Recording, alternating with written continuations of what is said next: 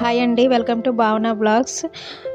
ఈరోజు మీకు ఒక కొత్త రెసిపీ తీసుకొచ్చానండి. అదేంటంటే పుట్నాల నువ్వుల కారప్పొడి అండి. చాలా టేస్టీగా ఉంటుంది, చాలా కమ్మగా ఉంటుందండి. మనం వైట్ రైస్లో నెయ్యి వేసుకొని తింటే చాలా కమ్మగా ఉంటుంది. ఒకసారి ట్రై చేసి చూడండి. సో ఈ రెసిపీ ఏమేమి కావాలో ఒకసారి ఈ వీడియోలోకి వెళ్ళిపోదాం. ఫస్ట్ స్టవ్ ఆన్ చేసుకొని ప్యాన్ పెట్టుకొని అందులో అరకప్పు పుట్నాల పప్పు వేసి డ్రై రోస్ట్ చేసుకోవాలండి. మళ్ళీ అదే పక్కకి తీసుకోవాలి. మళ్ళీ అదే ప్యాన్లో ఒక పావు కప్పు వేరుశనగ గుళ్ళు తీసుకుని అవి కూడా డ్రై రోస్ట్ చేసుకుని పక్కకి తీసుకోవాలండి. తర్వాత ఒక పావు కప్పు ధనియాలండి. ధనియాల కోసం మీకు ఒక టిప్ చెప్తానండి.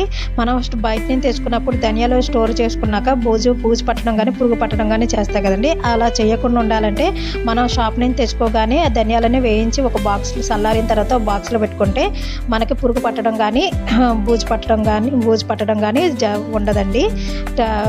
తాజాగా ఉంటుంది. అదే ధనియాలు వేయించిన తర్వాత మళ్ళీ అదే ప్యాన్లో నువ్వులు ఒక పావు కప్పు నువ్వులు వేసుకుని వేడెక్కనివ్వాలండి. తర్వాత కొబ్బరి పొడి అండి. కొబ్బరి పొడి జస్ట్ ప్యాన్ వేడెక్కితే చాలండి. ఇవన్నీ వేయించిన తర్వాత లాస్ట్లో ఒక చిన్న వెల్లుల్లిపాయి, రెండు టేబుల్ స్పూన్ల జీలకర్ర వేయించి అది కూడా వేడి చేసుకుని పక్కకి తీసుకోవాలి. తర్వాత ఒక 2 టేబుల్ స్పూన్ ఆయిల్ వేసుకోవాలండి. ఆయిల్ వేడెక్కిన తర్వాత ఒక 12-15 ఎండుమిర్చి అయితే మనకు కారానికి తగ్గట్టు ఎండుమిర్చి తీసుకొని అవి కూడా డ్రై రోస్ట్ చేసిన తర్వాత అవి కూడా బాగా వేగిన తర్వాత పక్కకు తీసుకోవాలండి. ఇవి మనం వేపినవి అన్నీ బాగా చల్లారిన తర్వాత ఒక మిక్సీ తీసుకొని ఇందులో సాల్ట్ యాడ్ చేసుకోవాలండి. వీడియో క్లిప్ మిస్ అయింది. సాల్ట్ యాడ్ చేసిన తర్వాత మిక్సీ పట్టుకోవాలండి బరకగా.